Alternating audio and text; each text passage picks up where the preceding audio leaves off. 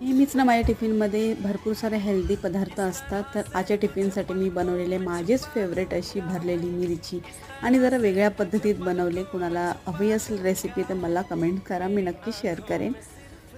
शेपूची भाजी जी की लहानापासूनच मला भरपूर आवडते. घरामध्ये एवढी आवडत नव्हती, पण मला आवडते, आम्ही बाकीचे सगळेही खातातच.